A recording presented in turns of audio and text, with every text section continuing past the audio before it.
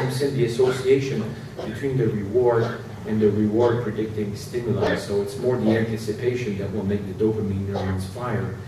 And when somebody pleasurable is anticipated, the dopamine neurons will fire more in bursts. So instead of giving single action potential, it will give a volley of action potentials, which will lead to a much greater release of dopamine in the projection areas.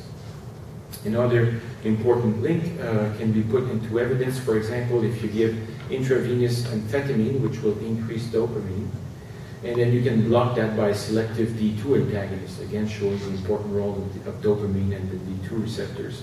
And then in animal experiments, actually, if you lesion that nucleus, you will abolish the cocaine self-administration, so that seeking behavior.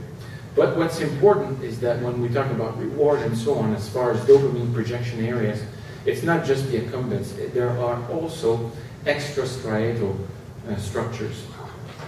And this was put into evidence in a very recent paper, an imaging paper. And what's nice about the dopamine system is that we have ligands, like the phthalate here, which is a very selective PET ligand for the D2 receptors.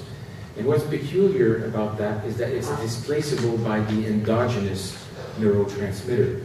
So if you increase dopamine, you can displace that ligand, and you can actually measure that in the various areas of the brain. And what this very recent study has shown is that in some areas, like the ventral medial prefrontal cortex, the dorsal cingulate cortex, and the medial orbitofrontal cortex, there is increased dopamine when these healthy subjects are experiencing rewarding experiences.